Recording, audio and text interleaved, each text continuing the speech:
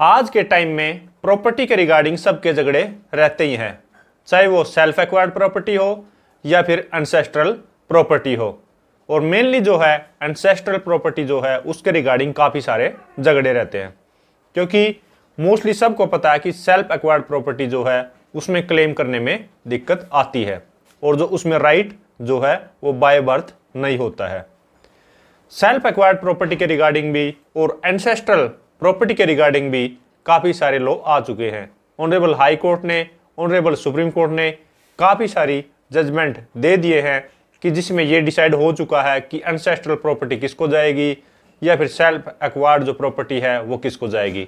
लेकिन फिर भी कितनी सारी जजमेंट आ चुकी हों, फिर भी झगड़े इसमें रहते ही हैं कि किसका राइट कितना रहेगा, सन का क्या राइट है, डॉटर का क्या राइट है। आज की वीडियो में हम कंप्लीट डिस्कस करेंगे कि एंसेस्ट्रल प्रॉपर्टी में सन का कितना राइट होता है और जो डॉटर है उसका कितना राइट रहेगा। सो फ्रेंड्स, मैं हूं मोहित और आप देख रहे हैं हमारा चैनल लीगल अटैक। तो चलिए शुरू करते हैं।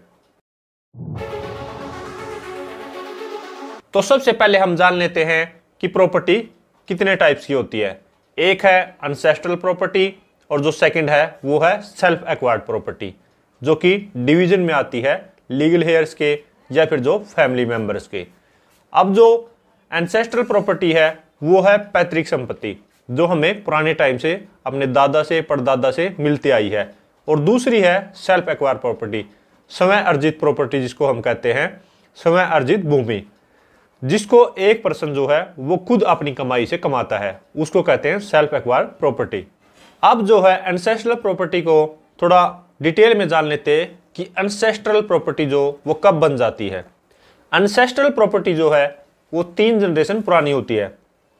मेरे जो ग्रेट ग्रैंडफादर हैं उनसे जो प्रॉपर्टी आई है वो ग्रैंडफादर को, ग्रैंडफादर से जो प्रॉपर्टी आई है वो फादर को, और फादर से जब मेरे को प्रॉपर्टी आएगी उसको हम एंसेस्ट्रल प्रॉपर्टी मानते हैं। ये है एंसेस्ट्रल प्रॉपर्टी की डिटेल। अब सेल्फ एक्वायर प्रॉपर्टी जो है, अब जो प्रॉपर्टी मेरे को मेरे फादर से या फिर ग्रैंडफादर से या फिर ग्रेट ग्रैंडफादर से नहीं मिली है और मैंने खुद अपनी लाइफ में अपनी कमाई से उसको कमाया है, अपनी कमाई से उसको बनाया है, तो वो है मेरी सेल्फ एक्वायर प्रॉपर्टी। अब हम जान लेते हैं इसमें डिफरेंस क्या है। जो एंसेस्ट्रल प्रॉपर्टी है उसमें फैमिली मेंबर का जब भी कोई लड़का या फिर लड़की जो है उनका बर्थ होता है तो उसी टाइम से उनका राइट क्रिएट हो जाता है, जो कि एंसेस्ट्रल प्रॉपर्टी में। और जो सेल्फ एक्वायर प्रॉपर्टी है उसमें बाय बर्थ राइट नहीं होता है, उसमें जो राइट क्रिएट होता है वो गिफ्ट से या फिर ट्रांसफर से। अगर कोई भी फादर है या फिर ब्रदर है या फिर कोई भी ग्रेट ग्रैंडफादर हैं या ग्रैंडफादर हैं, अगर वो गिफ्ट करते हैं या फिर ट्रांसफर करते हैं तो सेल्फ एक्वायर प्रॉपर्टी में जब राइट क्रिएट हो जाता है। अब इसके साथ साथ एक सवाल ये भी आता है कि क्या ancestral property self acquired property जो है वो बन सकती है। तो इसका जवाब है हाँ, एंसेस्ट्रल प्रॉपर्टी जो है वो सेल्फ एक्वायर्ड प्रॉपर्टी बन सकती है। इसमें क्या है कि अगर मान लीजिए मेरे ग्रैंडफादर ने मेरे फादर के नाम पे विल की है अपने जीते जी, या फिर उसको एज ए गिफ्ट ट्रांसफ़र कर दिया है मेरे फादर को, तो अब वो प्रॉपर्टी जो है मेरे फादर की सेल्फ एक्वायर प्रॉपर्टी हो जाएगी। अब मेरे फादर जो है उसको सेल कर सकते हैं या फिर उसको आगे फर्दर कहीं ट्रांसफ़र कर सकते हैं। और एंसेस्ट्रल कब रहेगी वो, जब वो प्रॉपर्टी डेथ के बाद ऑटोमेटिक जो है वो ट्रांसफ़र हो जाती है। ग्रेट ग्रैंडफादर से ग्रैंडफादर पे डेथ के बाद आई है, ग्रैंडफादर के डेथ के बाद फादर के पास आई है। तो जैसे जैसे वो डेथ के बाद without any documentation, without any gift, without any will अगर वो ट्रांसफ़र होती है तो उस प्रॉपर्टी को एंसेस्ट्रल प्रॉपर्टी माना जाता है। अब हम जान लेते हैं क्या क्या राइट्स हैं एंसेस्ट्रल प्रॉपर्टी में। तो सबसे पहली बात तो ये कि जैसे ही कोई भी सन है या फिर डॉटर है, जैसे ही उसका बर्थ होता है तो तुरंत ही उसका जो राइट है वो एंसेस्ट्रल प्रॉपर्टी में क्रिएट हो जाता है। अब वो अपने राइट की कैसे डिमांड करेगा, इंडिविजुअली जो है वो कोर्ट में नहीं जा सकता जब तक उसकी उम्र 18 साल की ना हो जाए। इसमें ये एक और बात मैं आपको बता दूं कि जो राइट है वो बाय बर्थ है, ये नहीं कि जब उसकी उम्र 18 साल की होगी तो तब उसका राइट क्रिएट होगा, ऐसा नहीं है। वो 18 साल से पहले भी कोर्ट में जा सकता है और वो इंडिविजुअली नहीं जा सकता क्योंकि वो माइनर है। वो जा सकता है अपने लीगल गार्डियन के थ्रू। अगर कोई भी उसको एजुकेशन के रिगार्डिंग या फिर किसी और लीगल पर्पज़ के रिगार्डिंग उसको पैसा चाहिए तो वो अपने लीगल गार्डियन के थ्रू कोर्ट में जा सकता है और जो अपना राइट वो क्लेम कर सकता है। और जब तक उसकी उम्र 18 साल नहीं हो जाती उस टाइम तक जो उसका लीगल गार्डियन होगा, फादर है या फिर मदर है, वो एज ए कस्टोडियन उसकी प्रॉपर्टी पे रहते हैं। अब इसकी क्या कंडीशन है? इसकी कंडीशन यही है कि जो 3 जनरेशन है वो अलाइव होनी चाहिए, जैसे कि ग्रेट ग्रैंडफादर और फादर, जब जाके वो बच्चा जो अपनी प्रॉपर्टी में अपना क्लेम जो है एज ए राइट मांग सकता है। अब हम बात कर लेते हैं कि जो राइट है डॉटर्स का वो क्या है एंसेस्ट्रल प्रॉपर्टी में। और 2005 में जो अमेंडमेंट आई थी, 2005 में जो लेटेस्ट लॉ आया था डॉटर्स के रिगार्डिंग, तो वो क्या है? अब इसमें यह है कि एंसेस्ट्रल प्रॉपर्टी में अब जो डॉटर्स का वो बराबर का हिस्सा है। अब इसमें एक और चीज़ है कि फादर की डेथ अगर 2005 से पहले हुई है या फिर बाद में हुई है तो अब राइट का क्या रहेगा?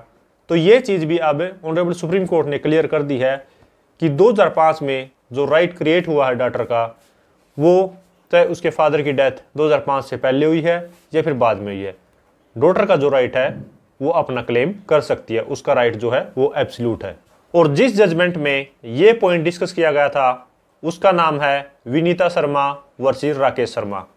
11 अगस्त 2020 को ये जजमेंट आई थी। इसमें ये क्लियर हो चुका है कि चाहे फादर की जो डेथ है वो 2005 से पहले हुई है या फिर बाद में हुई है, लेकिन जो राइट है डॉटर का वो एब्सोल्यूट ही रहेगा, वो अपना राइट क्लेम कर सकती है। अब हम बात कर लेते हैं कि अगर कोई भी एंसेस्ट्रल प्रॉपर्टी है, अगर वो उसका पार्टीशन नहीं हुआ है तो क्या एक मेंबर उसको सेल कर सकता है?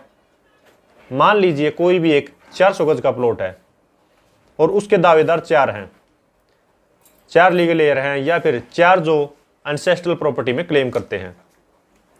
अब क्या उनमें से एक अगर जरूरत पड़ती है तो क्या वो उसको सेल कर सकता है? वो उसको सेल नहीं कर सकता। जब तक उसका पार्टीशन नहीं होगा वो उसको सेल नहीं कर सकता। अगर दूसरे जो फैमिली मेंबर्स हैं, 3 जो फैमिली मेंबर्स बच गए हैं, उनसे वो कंसेंट लेता है, अगर वो कंसेंट दे देते हैं तो उस पोजीशन में वो सेल कर सकता है।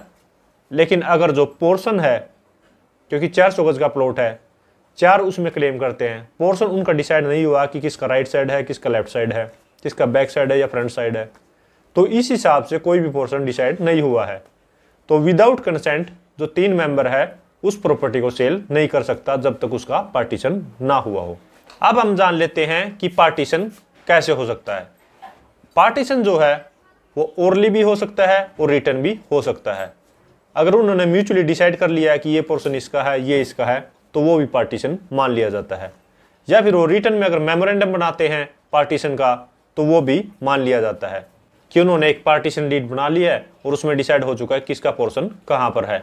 और इसके अलावा अगर उनकी म्यूचुअली बात नहीं बनती है पार्टीशन की तो वो कोर्ट में जाके भी पार्टीशन अपना करवा सकते हैं। कोर्ट में उनको जो है वो पार्टीशन की पिटीशन डालनी है तो कोर्ट उनका पार्टीशन करके दे देगी। सो अगर किसी भी एक मेंबर को अगर पैसों की ज़रूरत है या फिर लीगली किसी भी पर्पज़ के लिए उसको पैसों की ज़रूरत पड़ती है या फिर अपना जो पोर्शन है उसको सेल करने की ज़रूरत पड़ती है तो वो एज ए पटिशन डाल सकता है और अपने हिस्से का जो पैसा वो रिकवर कर सकता है।